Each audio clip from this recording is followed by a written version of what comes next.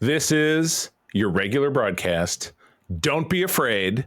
This is the new, I'm not going to say improved, HOLOCRON Chronicles on the Secret Friends Unite podcasting network. I am Charlie Carden. I am your new, recently promoted host of this wonderful program. Star Wars fan since 1980. And I am joined by a gentleman flying in his X-Wing far, far across the stars, who has been a regular on this program in the past. Part of the SFU network, recently promoted to the third chair. But the second chair of this show, Peter Stein, the Jedi Knight, is flying along with me. Peter, good afternoon. Hello. All right.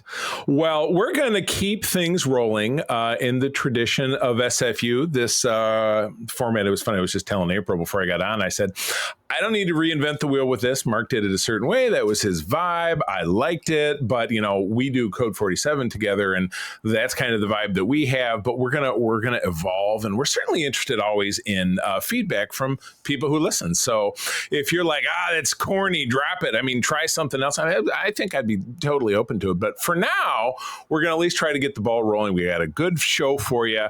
We're tackling something different. We said, you know, if this is going to be a reboot of this show, we're going to maybe start at the start. We're going to look at George Lucas, the man who is responsible for everything that we talk about in one form or the other. Where did he get his start? What was his first big idea that he put to professional film? And we're going to talk about that movie and everything it represents here in a moment. But we also have some news as we're recording this in late July of 2025. San Diego Comic-Con 2025 is going on.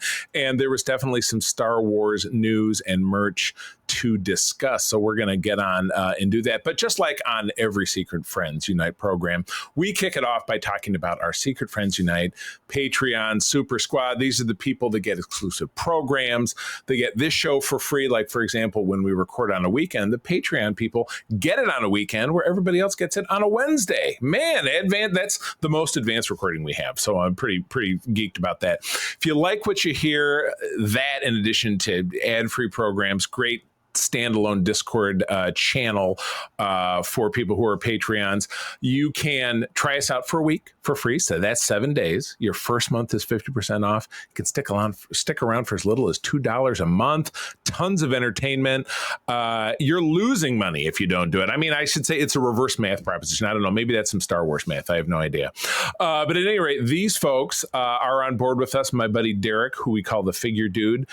Francie, who does my wife's hair. My wife is off to get her hair done today. So I know Francie is a big fan of our bad trip to the movies with the Cardens. Francie, great news. New episode coming out in August. I don't know that we picked the movie yet, but we've got a great list of bad movies. Luke Lord, Mr. Xbox Expansion Pass, and my Uncle Tim down there in South Haven, Michigan. Very happy to have you on board. Also, Johnson Dorf, Brendan Myers, Corey in HD, Matthew Keel, my buddy Kurt Krug, who's not a fan of Star Wars Disney. Tried to get him to watch Andor. I couldn't get him over the hump. He's an old school fella, but who knows? Maybe someday. Maybe we can get him listening to the show, and who knows what. Tanya Lee, Chipotle Bear, Famous Seamus, Jay Newport, 007, Cam the Movie Man, Brian Osterman, a.k.a. Darth Prozac, and Mr. Freight Conductor, our thusly named droid man from the previous episode. Always, last but certainly in the Latinese, first in our hearts would be the tremendous Nias family from out there in the Twin Cities, Sean, Stella, and Henry. Very grateful for everything you do. If you're interested in having a look, again, no obligation to look at it for 7 days for free, patreon.com/Secret Friends Unite. Get on board. All right. Well, we have. I like it. This is our first show, and we actually have some news to talk about. So you can thank San Diego Comic-Con for that. So Peter, the first bit of news is just an image. What do we got? All right. So we had an image drop at San Diego Comic-Con of the new Darth Maul series. I think it's Darth Maul, Lord of Shadow Lord. I'm sorry, I can read. Let's go. Let's go to the mall. Yeah, Maul, Shadow Lord. So it's a quick image of Darth Maul standing in front of some machinery with, it looks like some sort of reactor behind him, and he's just looking generally angry with his lightsaber. You know, classic Maul pose. He's got So it. That's his we free don't bird right know. there. No doubt about it. Yeah, we don't know a whole lot about this show other than it's going to be set, obviously, between episode 3 and his appearance in Rebels, um, and that it's dealing with likely the rise of Crimson Dawn and how Maul is trying to figure out how he fits into this new galaxy with the Empire on the rise. Right. Interestingly, we see that the animation style is basically the same as Clone Wars, so, so we're not shifting back to the Rebels style. We're remaining pretty solidly in the Clone Wars animation style, which I think is probably a good choice because I think everybody prefers that style over the other. Definitely. Yeah, I So, would say not that there's anything wrong with the Rebels style. It's just that there's Right. there's some je ne sais quoi about Sure. this one, I suppose. Your quas are genocide. I would say again, and I think when this news dropped, I kind of mumbled or grumbled about it, like, why can't we get out of the Clone Wars? Like Todd, for example, our third host, is not a fan of the Clone Wars era. And you know what? Part of me totally gets it. I would love to see Star Wars have more of a shift on telling later stories. And we are. We're in the Mando era. We're taking a big jump forward in 2027 with the Starfighter film, the feature film we're going to see. But there are people who love these characters. So much like with, and it's now on our first episode, 6 minutes and 30 seconds, talking about Star Trek, much like with Star Trek, there are different flavors for different people's tastes. So there are purists like us. There are new fans who are going to enjoy programs like Discovery. Lower Decks, which was an animated program, had a lot of different appeal. So I get this. And again, we're going to watch everything anyway. And there's always going to be bits and pieces, I think, that'll be fun and enjoyable. My preference is to see more of that kind of newer content going into a different era. If you take a big jump forward or take an even bigger jump back, although we did try that with the Acolyte and it maybe didn't have the greatest results, but that doesn't mean that you throw out the baby with the bathwater. You know what I mean? I think they just picked the wrong time for something like that and the wrong subject matter, because there is a huge amount of desire for Old Republic, High Republic stuff. It's just, you got to pick the right spot. Right. Absolutely correct. So we did not end up getting a date for this. Star Wars Maul Shadow Lord, the formal name. But one would simply expect this for a 2026 release. And I'm trying to remember, Bad Batch, I feel like it was kind of a first half of the year kind of deal. Maybe we got it like February. So if I was to, roll the dice on this one, pull out my Sabbath cards, as it were, I might bet that this could be Q1, Q2 release. Yeah, so. It's Q1 or May 4th would be my guess. Yeah, unless they decided to obviously have another Tales of the Wawa. But they keep those under the radar, which I think is great. It's great to have some surprises, especially in this internet age. Surprise people. Especially if they're kind of short. There's nothing wrong with that. Right. In this internet age where, it's like, oh, well, they announced this thing that'll be on in 10 years. Who cares? It's going to get tossed out. So, by the way, all of our news, much like over on Code, where we pull from trekmovie.com, these come from StarWarsNewsNet.com. I like to have just one spot. There should be potentially a link in the show notes if you want to go have a look at their stories. But with San Diego Comic-Con, as I said, we also are on Merch Watch. So we've got some new merchandise to talk about. I'm a big fan of the helmets. You see a few of them in the background here. I'm at a weird angle, but I was really trying to highlight my new Galactus, which means Darth Vader's kind of behind him, and my Phase 1 clone, which is wearing the Lucky Charms hat that I got at a food show last year, is kind of in the corner. But always Luke is right there, because the Luke X-Wing helmet will always be my favorite. But yeah, we've got some new ones. Problem with these is that if you see the cubbies behind me, if you're watching us on YouTube or on Patreon, they're kind of too short to fit a helmet in. So I'm stuck with just this spot, though, to be honest with you, with directly behind me, I could probably clear it out, put some helmets there. But I'm doing kind of a reorg of the figures. It's kind of my afternoon project. I'm going to do some swap around. So probably in episodes not in the too distant future, I'll flip the desk around so you can appreciate my work. But maybe one of our episodes we can get a tour of all of the collections, all the figures, because there's a bunch. I have wanted to do that for a long time, to do a TikTok video or an Instagram where I'm just kind of walking around and doing that. So that's thanks for planting the seed. All right, well, back to the subject at hand. We've got some different stuff, including a Death Trooper electronic helmet from Rogue One, from Andor. Did we see some of those? We didn't see any of those in Mando, did we? Did Moff Gideon have some of those? Moff Gideon, I think, had 2 of them. Okay, gotcha. So yeah, that's spanning across several series. We also got a new lightsaber, and again, people who are real lightsaber purists, and we've had a lot of them on this show because Mark was definitely friends with a lot of those folks, don't necessarily dig on the concept of what Hasbro puts out. I myself have from Savi's Workshop at Disney, I have that saber. And then there are a myriad of companies that make different types of sabers. So many people that make lightsabers. Right. But I like this one. These now have, and this was not the case when I bought my hero saber back in the day. I have my Rey/Luke/Anakin hero design, which is my preference. Did not have a detachable blade. These do, much like the Disney ones do. Kind of like my Luke Skywalker one doesn't. Right, detachable blade. Where you can latch on. So that is going to be available pre-ordered for those who are up to about $250. I think they were $150 back when they started, but inflation is a bitch.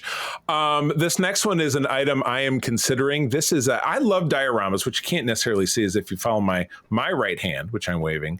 This is a portion of my Star Wars shelf here. The very bottom shelf is, I'm gonna give it a little tilt here with the camera. That didn't help, is I like dioramas. So it's like, for example, I have Luke Snowspeeder, which is right there. That's which was a Black Series release many years back. And then I have it kind of interspersed with, the Wampa. I have Luke standing on the mound with my only sequel trilogy figure is Rey, handing him the lightsaber, because sequel trilogy, we need the merchandising for that kind of fell flat, and I don't really have any of those figures.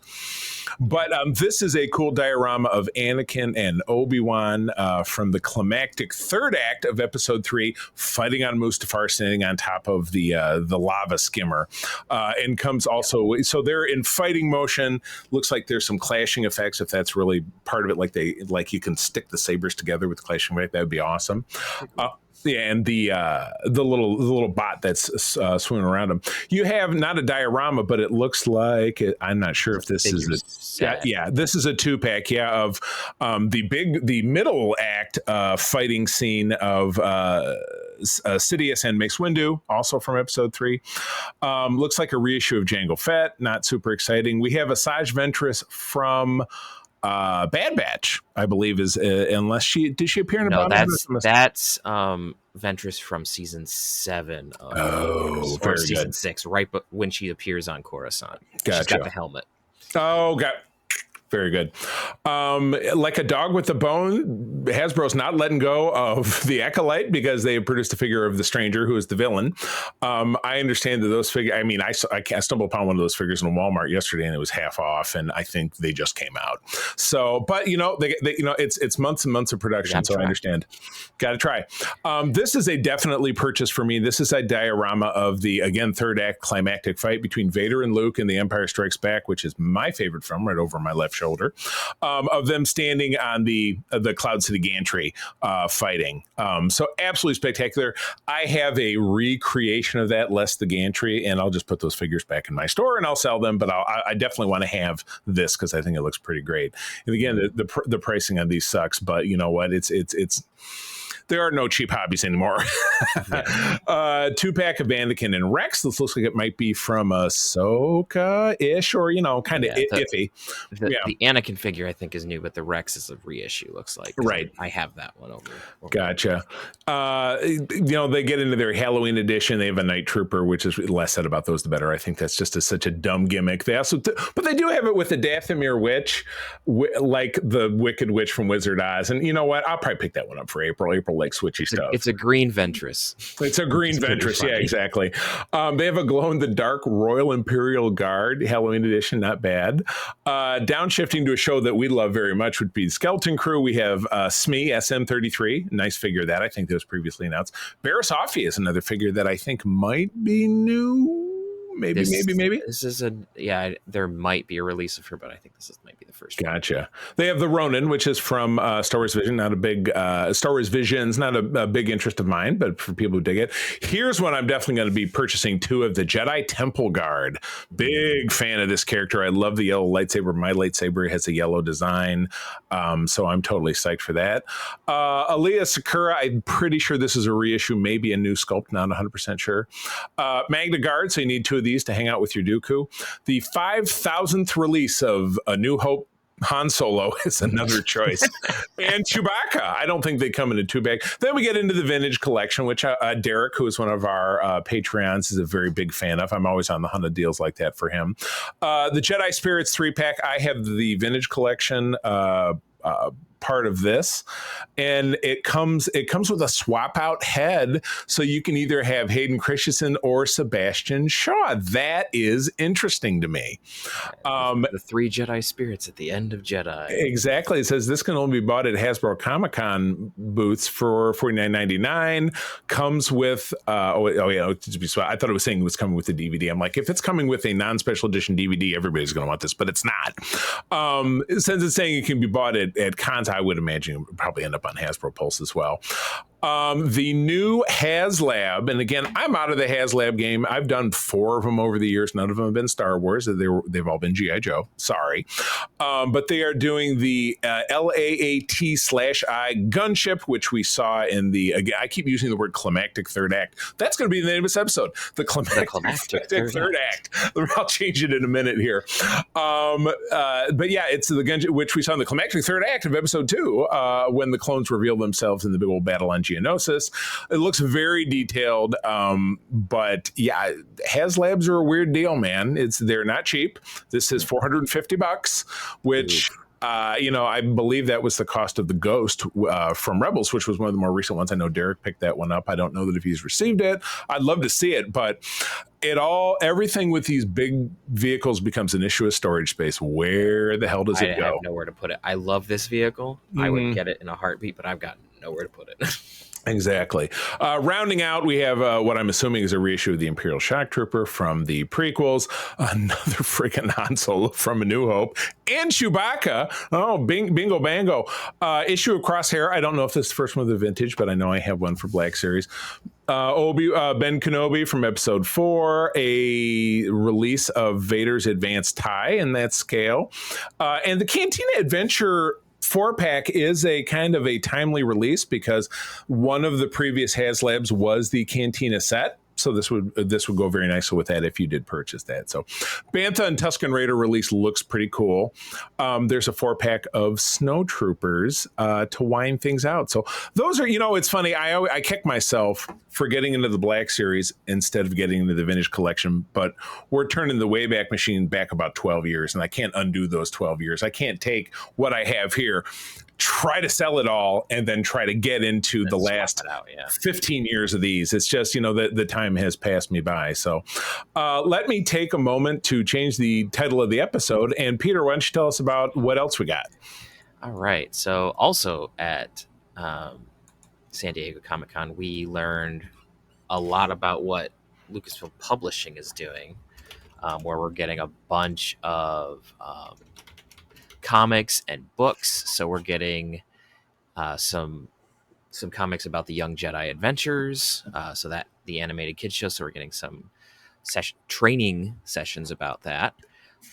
We are getting some, I guess, spooky stories, tales from the Nightlands. Nice. So I'm not. I haven't really followed that, so I'm not 100% sure what that's about. Other than we're doing spooky Star Wars stuff. Right. Cool. We're also getting it looks like we're getting another General Grievous comic. Which nice. It's going to be pretty interesting. And then we're getting a continuation of the Legacy of Vader. And Luke Skywalker is going to make an appearance. Oh, very interesting. Okay. Yeah, I mean, the Vader has been, and we've covered one on a previous episode, has been a stalwart of the Marvel series, the Marvel imprint of Star Wars. This is Kylo Ren. So this is Kylo Ren following the legacy of Vader. Oh, so yeah. We're going to see an appearance of Luke, and then is Kylo Ren dealing with Force ghosts or something? We don't know. Right. A lot of detail on that. Right. Yeah, an ongoing series. Yeah, because I know that started fairly recently. So, also looks like we're getting a nice visual guide for the Mandalorian by series writing regular Pablo Hidalgo. Love his stuff. Yeah, we're getting a re-release of the novelization of Revenge of the Sith, but it's a deluxe version. So that'll be pretty cool. I remember that the novelization of episode 3 was actually pretty solid. I own it or did and read it, and I remembered that I thought there were a lot of really cool details in there too, like the Rancor hide boots that Dooku War. I'm like, that's a fun detail. And I don't know how he got those. He probably whacked it himself. This is kind of nuts. Well, cool. Good deal. Yeah. We're also getting a book about Star Wars Outlaws, a prequel, a prequel, as it were, that tells the story of Jalen Rex and ND5, so two of the characters that you meet in the game. So it's going to tell how they got together as a criminal underworld duo. I haven't beaten the game yet, so I've met these characters. I don't have a whole lot of investment. I'll probably read it at some point after I know what the heck's going on.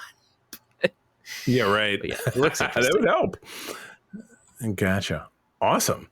And then wrapping things up, we have a comic miniseries. Again, we're still talking about. This is actually through Dark Horse, which they kind of share publishing rights for the comics. That's good. That's smart for Disney to farm that out because you get different stories for different levels. But the Bad Batch, Clone Force 99, making their return for I feel like the first time since we had the wrap of the show last year. In Ghost Agents from Dark Horse, and looks like this is coming a 4-issue miniseries from it's some creators I'm not familiar with: Michael Morrissey, Reese Hannigan on pencils, and Elisabetta D'Amico doing the inking. And of course, variant covers, because there would be not so much description. When a separatist scientist and his dangerous invention go missing during the Clone Wars, Clone Force 99 is sent to track him down and prevent the device from falling into the wrong hands.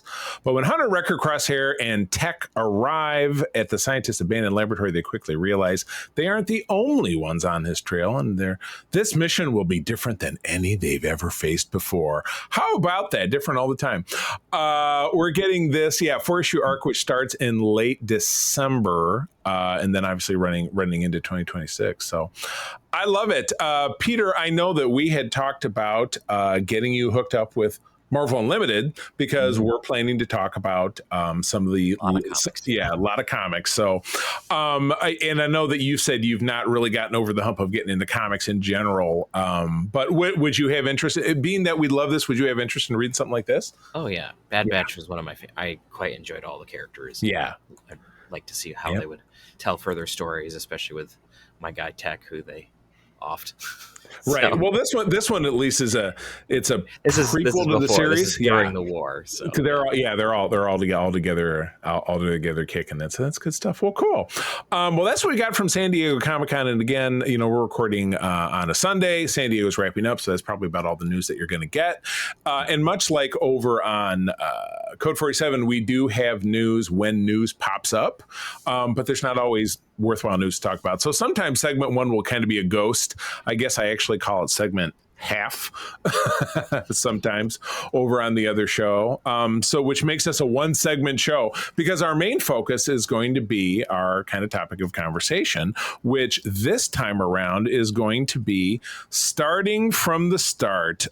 So without going into the long belabored history of George Lucas and who he was and his background and everything, which will actually be covered in our next episode, a little bit more fleshed out. Peter jumped ahead, watched our next movie first, because he had a friend who wanted to watch it, so they watched it. It's a movie I'm very familiar with. I won't drop the name, but I'm sure it's easy to figure out if it's a movie about George Lucas that he made that was somewhat autobiographical. It's not hard to figure out what it is. But this film is not. This was the film that he hatched while he was a film student, and I believe I'm bad for not having it up, but probably I think he was a film student at USC, if I'm not mistaken. Yep. I mean, he's a Northern California. He's a Northern California guy, so it was right around that way. But the project is called THX 1138. Was made into a film in 1971, and the breakdown goes like this. Again, 1971. It's an American social science fiction film. Now, that is an expression I wouldn't say I was terribly familiar with, but I am familiar with the genre. I suppose it hasn't potentially been described like that, but in some ways you can kind of paint Star Trek with that brush, particularly TOS. It was so message driven, and it was so, we can't talk about Vietnam, but here's Vietnam happening on this planet. You know what I mean? Or we don't really want to talk about the Nazis, but here's the Nazis literally happening on this planet, or the Chicago mobs, or this thing or that thing. Exactly. So we don't want to talk about the Russians, but we call them the Klingons. You know what I mean? It's the Cold War. So anyway, the film was co-written and directed by George Lucas in his feature directorial debut, produced by Francis Ford Coppola, thus the American Zoetrope, which I saw when it came on screen. I'm like, oh, that's Coppola. Okay. Coppola is a very accomplished director who recently fell very flat on his face with a movie called Metropolis or something. Like, he produced his own movie and it was a total dud. Peter, are you familiar with this? Adam Driver was the star. Adam Driver was. I remember seeing trailers for it, but it wasn't one of the. There's certain genres that I don't really get into. Yeah. And I forget the details, but whatever genre that was just wasn't my vibe. I mean, I'm sure he would love to tell you it didn't really bend genres. I know, listening, a podcast that I really enjoy, that's not one of ours, is called The Weekly Planet. It's a couple of guys in Australia. They saw it, and they do basically a very satirical podcast, kind of like what Todd and I do, over on SFU. And they talked about this film, and I was like, even if they weren't just being silly about it, it sounds unwatchable. So sorry, Francis Ford Coppola. But anyway, it was actually co-written by Walter Murch, who I was definitely a collaborator of Lucas's in later walks. The film stars Robert Duvall and Donald Pleasance, who to me he's the James Bond's main nemesis, Blofeld, in the 1970s Roger Moore films. And actually, no, I think before that, I think maybe even going back to the Sean Connery days. I would have to double check. And then it had a ton of other people I'd never heard of. Don Pedro Colley, Maggie McOmi, who is the female love interest, and Ian Wolfe in the supporting roles. It is very, very British, because you can tell he filmed it in just about all the same spots he shot Star Wars. The film was set in a dystopian future in which the citizens are controlled by android police and use mandatory drugs to suppress emotions and kill off their sex drive. They take reverse Viagra as basically. Well, that could be another name for the episode. I don't know if I want to put Viagra in the title of a thing. Reverse Viagra. I think that might be. I think we might get us hit by the algorithm in a way that we don't want. Yeah. Okay. Well, you know what? You can believe in your head and in your heart that it's called reverse Viagra. I'm not going to write the words down. But that's what it is to me. THX 113 was developed by Lucas, developed from Lucas's 1907 student film Electronic Labyrinth, THX 1138 4EB, which he created while attending USC School of Cinematic Arts. The feature film was a joint venture between Warner Brothers and American Zoetrope, Coppola. A novelization by Ben Bova was produced in 1971. The film received mixed reviews from critics and underperformed at the box office upon its initial release, but subsequently received critical acclaim and gained a cult following, which can be said of so many different movies. But it's, having, a cult following is a tribute to the fact that people really enjoy it, and it doesn't have to. So it doesn't have anything to do with what critics think, because critics are just people too. I know, because I've trained as a journalist and I've written many film reviews. I don't know if that makes me a qualified critic. I never had a piece of paper on my wall that said film critic. It at least makes you an amateur critic. So. It did. I was published in the State News back in the 90s when I was a student at Michigan State, many, many times. But yes, developed a cult following, particularly in the aftermath of Lucas's success with Star Wars in 1977. A director's cut was prepared by Lucas and released in 2004, and that's what I watched. Peter, watched. So we both watched, because this was a cheap pickup on Fandango. So yeah, it is available VOD. It is probably also available from your local library. Wouldn't surprise me if you're not a VOD. Got to have an on disc kind of person. But yeah, let's get into it. I definitely took some notes. We get rolling with a clip, or what felt like a clip, from one of Lucas's primary inspirations in style and thought process, which is a clip from an old Buck Rogers serial. I was very confused by that when it first started, because I had never seen this film before, so I didn't know if this was like some glitch in the system and why there was like a leftover piece of a Buck Rogers short. Yeah. And I'd be interested to know, was that always there? Did Lucas feel in 2004? It's funny, he did his director's cut of this, and there was another release of this. There was another update of the Star Wars films in '04, or maybe it was in '05, because I think it was right after the prequels finished. So, it would have been in '05. Okay, gotcha. So that's what he was doing with his time at that time, because he was done, directing and writing films at that time. He was kind of in quasi-retirement. It's funny. This has the credits at the end of the movie, so it's funny because that was a it turns out a requirement of the time. These actually played in reverse, which I'm sure was meant to continue to bend the reality of the entire concept of everything. But what's interesting is that if you watch the I think The Empire of Dreams, the huge doco that was done right around the same time about Lucas, which I really think you and I should break down at some point, because I've watched it several times. I think it's fascinating. But he did that for Star Wars, because he does the Star Wars films always with the opening crawl. The Writers Guild zapped him for it and said, don't do it again. He did it again in Empire, and he got billed $250,000, and he quit the guild. And in quitting the guild, that meant that he couldn't hire Spielberg to direct Return of the Jedi, and it was a whole thing. It was a whole thing, as I said in my notes. So yeah, that's interesting that he was playing with the rules this early on, but then he was also working with Coppola, so he wasn't quite the loose unit that he became, but he was on his way, because one of the biggest things, and again, I've got notes bit by bit, but voiceover, and then like people talking over radios, because a lot of it is like, first of all, everybody kind of roughly wears the same outfit: white jumpsuit, shaved head. Women too.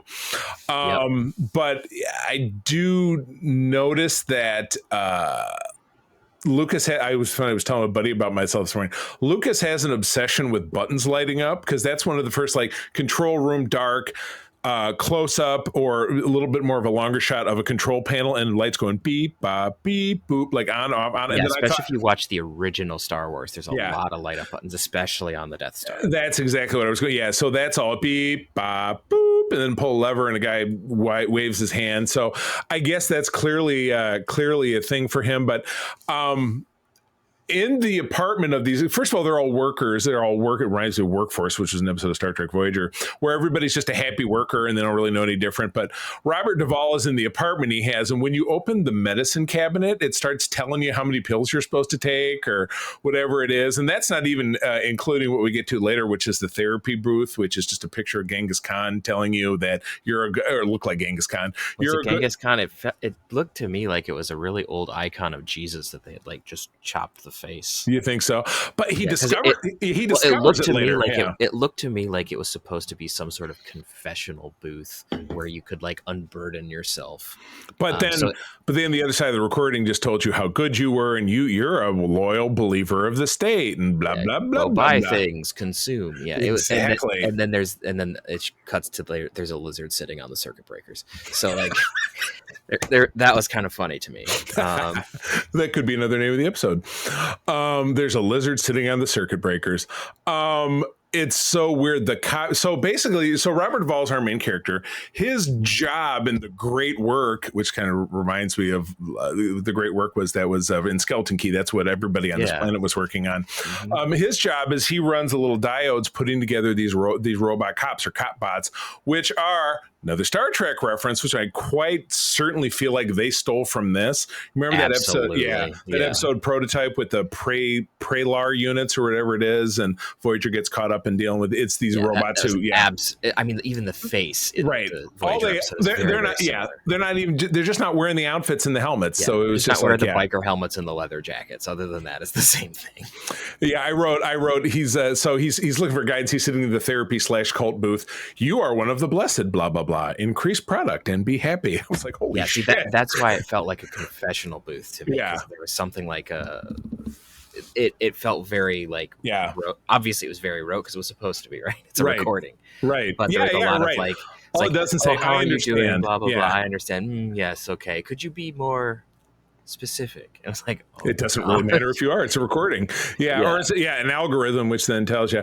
I wrote, holy shit, there's boobies. This because Duvall is sitting watching a naked dancer, and it's very reminiscent of what we get in the holiday special. And I'm like, I'm sure Lucas, what I was thinking. I'm sure Lucas had nothing to do with that, even though he says I didn't have anything to do with the holiday special. I think very much he had something to do with this.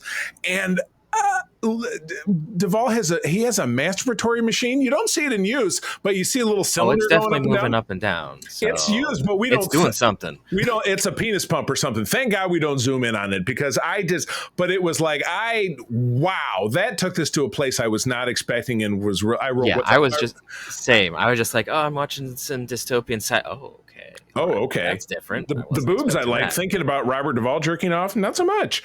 But then he's going back and forth between that and watching the robots beat up some dude. So it's like he's got some real kind of kinky stuff because he's trying to feel emotions, right? Because you're not supposed to.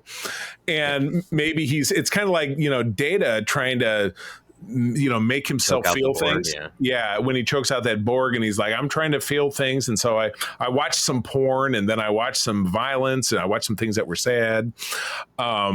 But yeah, they have alien variety shows because there's two guys like doing like the alien laugh-in version. Like, I can't laugh. They would tell jokes that had no punchline and then there would be a laugh track. So yeah, very, very much so. But oh my God. But yeah, Duvall is just absolutely losing it. His roommate is a woman. L-U-H or La. And she even calls him Thex instead of THX, which is interesting. I thought it was not many people use like some sort of phonetic version of their names in this film.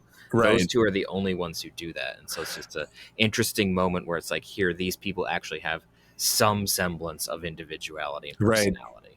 And it doesn't take long go by and they have a lot of like, we're starting to transition into like a sex scene between the two of them. You see her topless as well, which I thought was like, there was nothing even almost quasi remotely sexual about anything in Star Wars outside of the holiday special, which doesn't count. And then the green dancer in Jabba's palace, who you could, when I was 7 years old, I'm like, oh, she falls on the thing, you can see her boobs. And that was, as a 7-year-old, that was very interesting to me.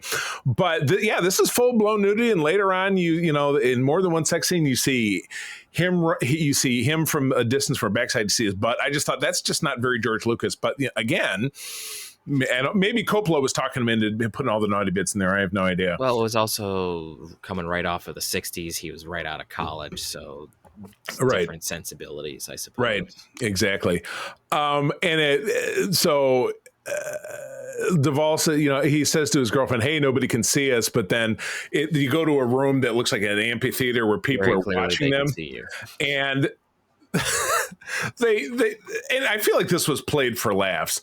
They pull it back to a point where you see just a wide shot of people and you hear what sounds like a ping pong match going back and forth and them just looking back and forth. Was that to infer like that's when they were actually having intercourse and the people are like, dude, because they're moving their heads back and forth. I'm like, what is he doing? Maybe. I don't know. It did feel like they were just kind of like watching it dispassionately, like, oh, this is a thing.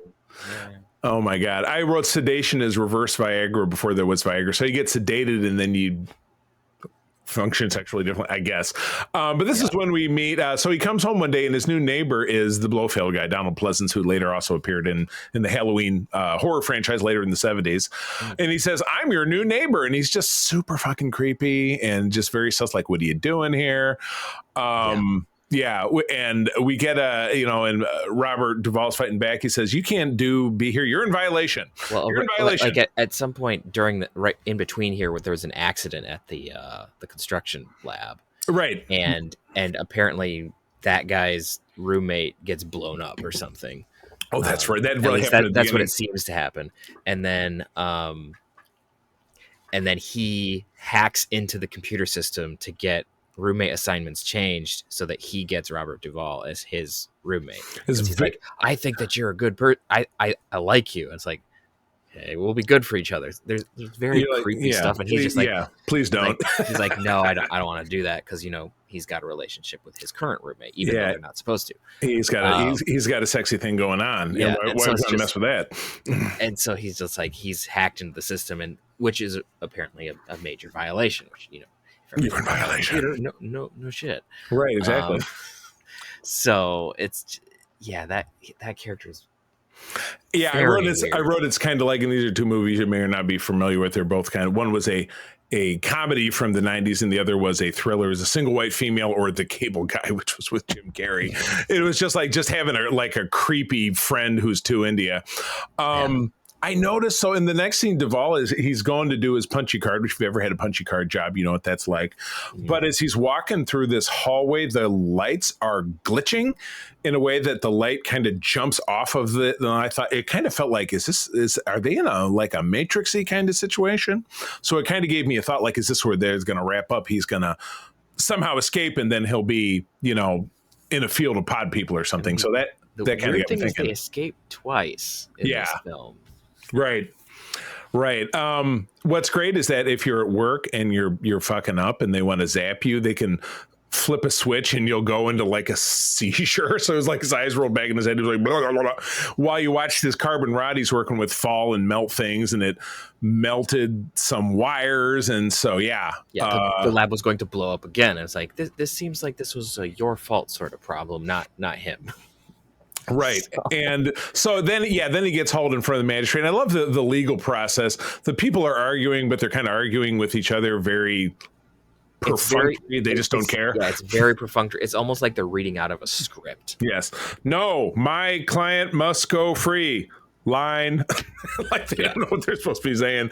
And so, the verdict is he's arrested for not taking his drugs. And then the androids, ironically, which he builds, beat the shit out of him. So, he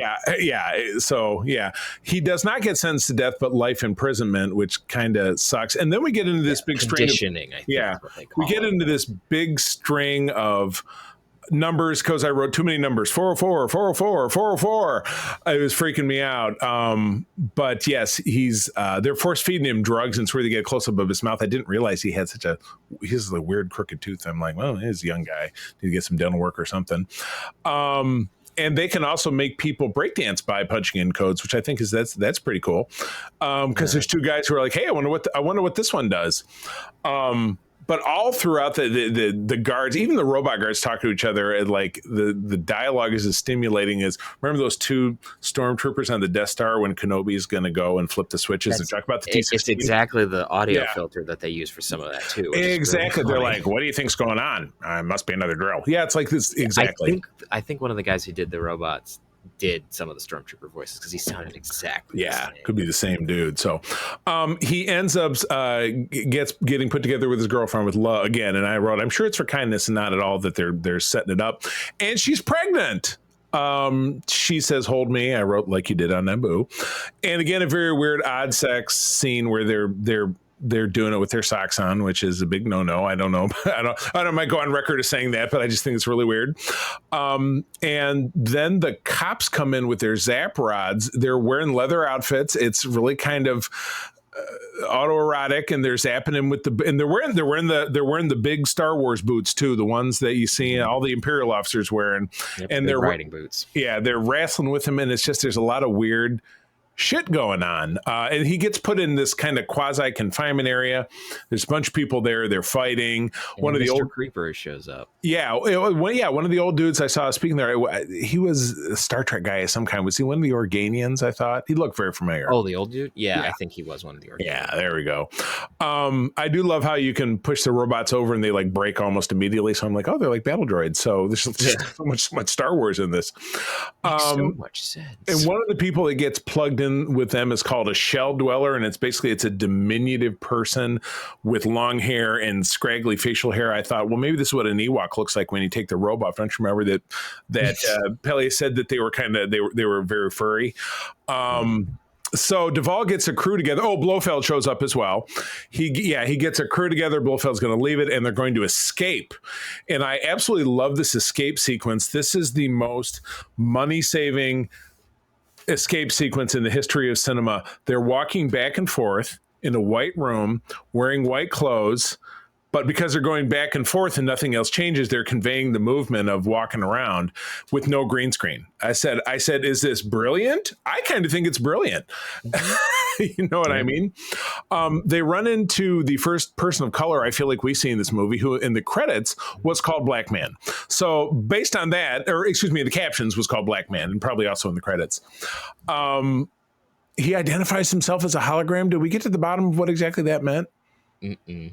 If he was, because I was kind of waiting for an explanation there, and he was eating, because as they're walking, Blofeld's like carrying a bunch of like like little loaves of bread or there like was donuts or something. it seemed like there was something along the lines of like I'm a hologram, but it almost sounded like he had created a body for himself, and so now was in a Very physical weird. body. It was like that was the sense that I got from things that he said. I didn't write down exactly what he said, but there's a line when he and THX are in like when they're hiding in one of those rooms after they lose Right. what's his face. Yeah. After Blofeld. Yeah. He goes off on his own way. after they lose him, well, he literally gets lost in a crowd. Right. And he's riding on a tram by himself. Yeah. Because So after they lose him, there's a moment where they're talking, and it seems very much like he acquired a body somehow, because clearly he still interacts as if he is physical.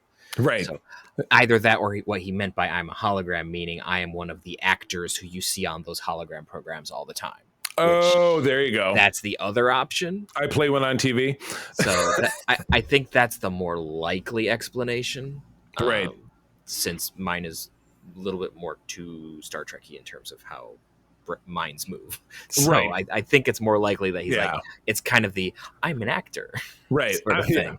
I'm not a gynecologist, but I play one in my tool shed. Oh, okay. We didn't go that far. Yeah. They end up in another. So they're down in the guts of whatever it is they live in, and they're a room with a bunch of fetuses in a jar or something. And at some point, it gets dropped. Yeah, like I said, Blofeld's riding on a tram, and then he's hiding in a server farm where these robots are chasing him. He also finds what the backdrop is for the therapy confessional booth, and that's why I thought, well, it looks like Genghis Khan or somebody. But you're right; it's very tight in the booth. But the wider shot of it, it looks like it looks like some historical figure who looks like Genghis Khan. It looks to me like it's a Greek icon of Jesus. Right, exactly. Now this is where I get lost. So he's in a room. I didn't also figure out where he picked up the ear tag, which was the poster of the show. But he's wearing it at this point. They got that because there was one point where they found a morgue. Oh, and okay. then they pretended to be dead because someone came through, and then she was tagging the bodies. And she tagged the hologram guy, and he didn't react. And then she tagged THX, and he like flipped out. Oh, geez, how the hell did I miss that? Whoops. Whoops. So yeah, now this is where I get a little confused. They're in the fetus room, or they're looking at pictures through of the fetus room. They're on a computer. They're in a computer room, and they're looking up stuff, and then they start trying to look for people. Yeah. And so he tries to find La. So and she's dead. She's dead. Okay, I got that. And they pulled her fetus out, and it's in a jar. Yep. So her name has been transferred to this kid who is being grown in a vat, a la episode 2. So whoa, yeah. So I'm like, that kind of sucks. They're just like, well, we took you off, killed you, but yeah, they yanked your baby, and that's very science fictiony, but it's creepy and it's what you expected. Blofeld ends up on a bench somewhere where these kids come around. He totally looks like a pedo talking to him just because he's a creepy looking guy, but he's helping them out because they wear little like chemical packs that they wear on their arm, and one of them got unplugged, so he's talking to these kids. I was trying to figure out why there are some randos in the crowd of everybody wearing white that are in pink, and it reminded me of Homer Simpson having the pink shirt in that one episode of Simpsons because Bart threw his red hat in the laundry, and that's when they figure out he's crazy, gets locked up with Michael Jackson. It was an early episode of the show, but that's just what it made me think of. Now it's car chase time. So Duvall and Black Man are they still don't get in the same car. There's 2 seats, and they get into 2 separate cars, and clearly neither of them can drive. Yeah, I was going to say, I'd like to put my feet up. That was Mr. Burns' line to Smithers. He says, "Sir, there's 2 seats. I'd like to put my feet up," which you don't do when you're driving. But they put on headsets, and I'm like, this kind of feels like they're like in an X-Wing or whatever. But Duvall takes off. The black man is still fiddling with his car. He can't get it started. But as Duvall starts to get chased, he's chased by 2 guys on motorcycles. They sound exactly like the speeder bikes. They're making the same noise from Return of the Jedi. Very, very similar sound. Yeah. So the black dude he's fumbling with his thing. He finally gets it started, and then he crashes into a pole. And then when I keep calling them the leather cops come down and they crack it open, he's gone. So did he hologram out? Did he just peace out? Well, they did make it a rather big explosion, so I guess the idea is that cop bots look in and like, well, he dead. I'm moving on. Yeah, I don't really need to stick my arm in there. They filmed all this, I'm assuming, on a closed tube or huge expressway somewhere in London. That's my vibe, because there's zero traffic. And maybe that's because they shut it down so they could chase him. But we get a long sequence where I was going to say this was the OJ chase before we had an OJ chase, because it's just him and two cops, but he's going 235 miles an hour. That's insane. I get kind of nervous if I go over 80, so I don't think I can drive 235 even if there was no cars around. But he does, when he does, it's an extended sequence. He crashes in some bridges, he spins out, and then his car is dead, and so he has to get out. Felt very kind of like episode 1 was a callback to that for a second with Anakin. Right. Yes. Yeah. The pod racing. So he gets out. No, not even that. The Starfighter. Oh, right. He overheats and then sits there for a minute. Yeah, not even a minute.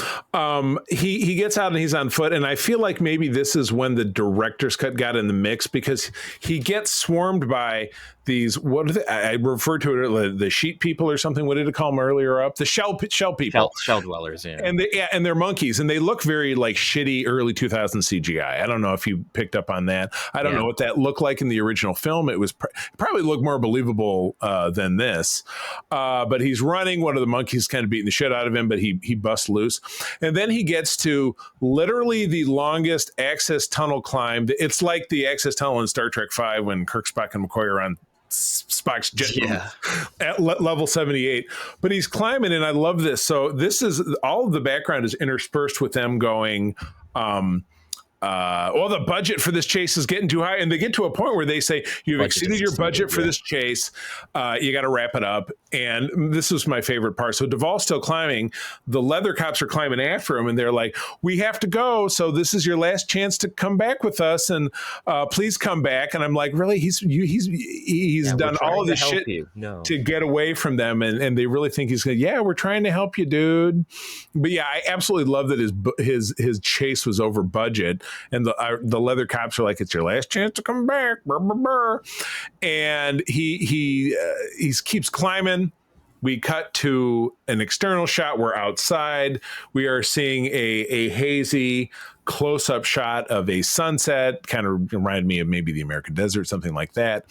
And you see the fuzzy figure of Duvall kind of rise from above. He's obviously flipped a hatch, and he's up there, and he crawls out, and the credits roll. That's our film. Yeah, we get no context as to what he's escaping into. Right, exactly. So I don't know if the purpose was that is to create the vibe for a sequel, if this was maybe an early instance of the whole concept of start your engines. We made this movie so that you get excited for a sequel. That's never going to happen. So before this was kind of like a film where it's like, here's kind of the end. It's meant to be kind of a, you don't know how it ends, to get you to think about and guess about. It felt like this was one more leaning towards the artsy side rather than we want a sequel. So. Artsy and fartsy. Yeah. All right. So let's do a rating, and then we'll circle back and kind of talk about messages and meetings. So I got to be honest with you. This was a 50% for me. I gave this a 5 out of 10. I could probably go lower. But I get the message, it's like, the more automation creeps in, the more those things take over our lives. That's bad. I get it. But I feel like their attempt to portray a future with fuzzy black and white screens and weird holograms and no, people can't have sexuality.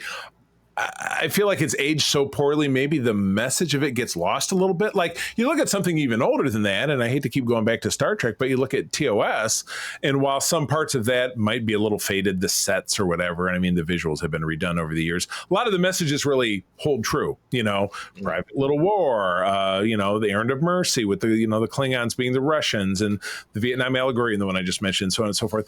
I mean, I just don't feel like there's a good maintained kind of message for this one that I feel like, this is evergreen. It really lasts. I would tend to agree that that this particular message, while it's still relevant, it's not relevant in the same way. I think.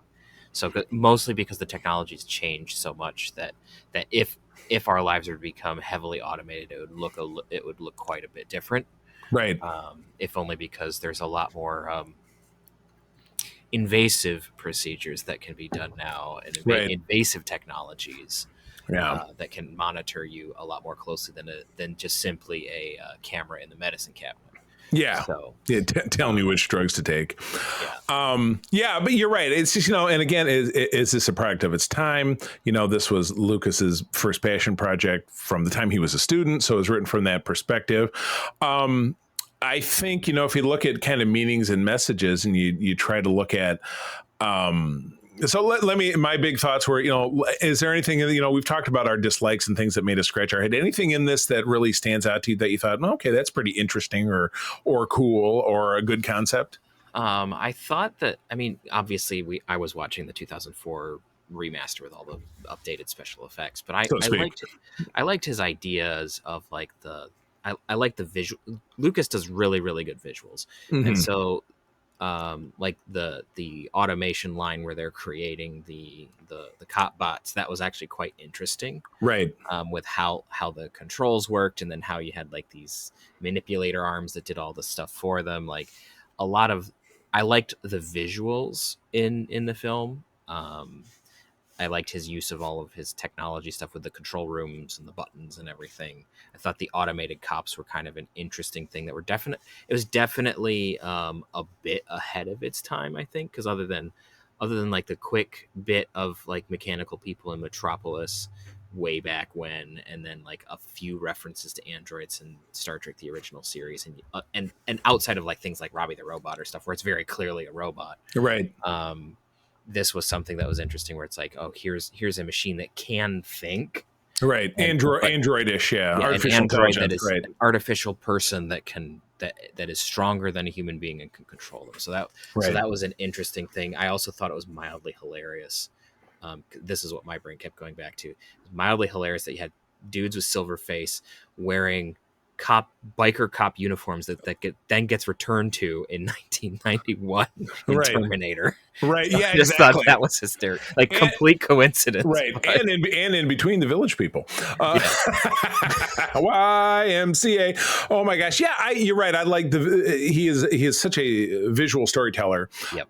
Which is what gave us, obviously, in this where this is going to be a 5-part series for us, where we have this. We're going to talk about his second directed film, and then we're going to do the original Star Wars again, and as a continuation of that, we will complete talking about the trilogy. We're going to have guests on for those last 3, just because I think it's good. I think that's the good start to talking about the other things that we want to talk about, and then as new episodes, new content comes on, that's going to become a bigger focus of what we talk about. But yeah, I liked it. But again, yeah, there was a lot of stuff kind of head scratching about this. The sexuality stuff is weird because it's just not how I think. And we see a lot of sexuality in the next film that we're going to talk about because of the setting and everything. But it's not graphic. There's not graphic nudity. I think perhaps the difference. This just randomly occurred to me. I think perhaps the difference is that this one, so THX and the next film, were made for an adult audience, right, or a teenage audience for the next one, maybe. Okay. Whereas Star Wars, he very clearly stated, was not. Right. And so he kept a lot of that stuff out of it. I don't think that I don't know that Luke, because we don't see a ton of sexuality in, like, say, the Indiana Jones films either. There's a little bit, but not a lot. But those films, which are written by Lucas, are geared towards adults, and so I think that that's why we have this here. Is that this film in particular is very clearly an adult film because it's very clearly made to help to get you to think about our relationship to technology and our relationship to the state. Right. So I think that's why that's there. It's still weird and it feels a bit out of place. Right. But I think that's why it's here. Yeah. Or at least there's a justification why it's here instead of why it's not in the others. Yeah.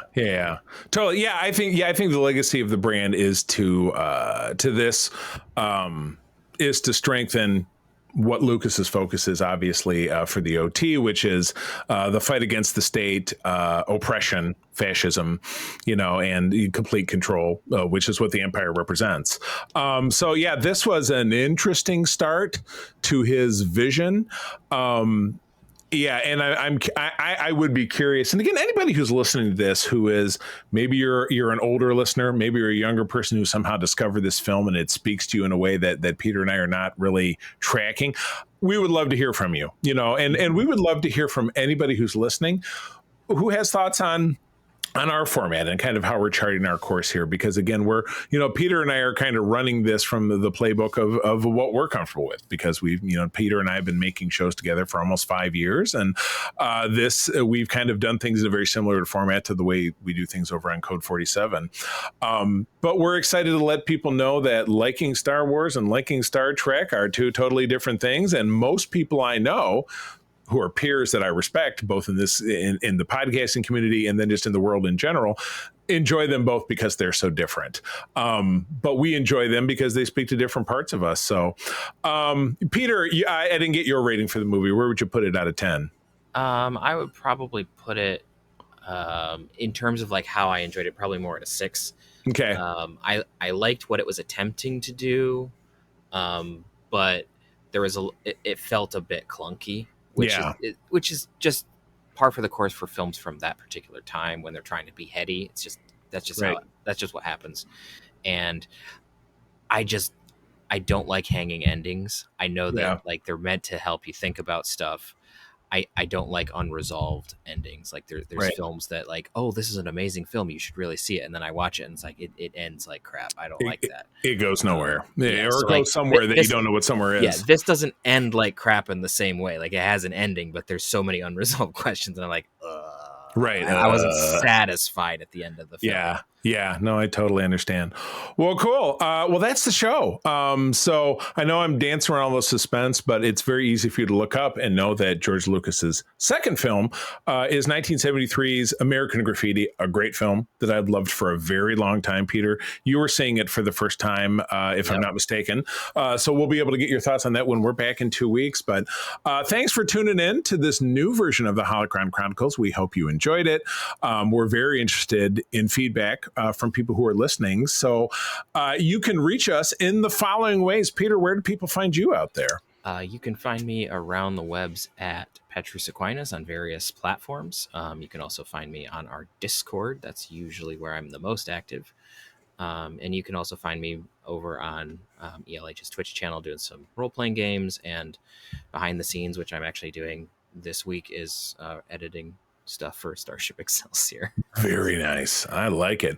And I can be found the places I usually am. My big three for the social medias are Blue Sky, Threads, and Instagram. I am at the C3, TheCeeThree. But much like Peter, I love our Secret Friends Unite Discord. It's a fun, safe place to have lots of pop culture, geek-themed discussion, lots of different channels, options, places to post, news to read, things of that nature. So we would love to see you up over there. But with that, I will bid you adieu. I guess we're going to, I guess we'll forego the traditional song that I always sang because that's a little weird unless, unless Mark, the ghost of Mark appears and tees me up. But we'll simply say that sharing is caring, and to keep on trucking. May the force be with you. This podcast is part of the Secret Friends Unite podcasting network, available on Apple Podcasts, Spotify, and podcast services around the galaxy, as well as video on our YouTube channel. You can support Secret Friends Unite by becoming a Patreon member, get bonus programs and more over at patreon.com/secretfriendsunite. Join our Discord community for even more discussions on all things geek. For all the latest updates on Secret Friends Unite, make sure to follow us on Threads at secret.friends.unite and visit secretfriendsunite.com. Find our merchandise at TeePublic and Redbubble. Thanks for listening, and may the Force live long and prosper.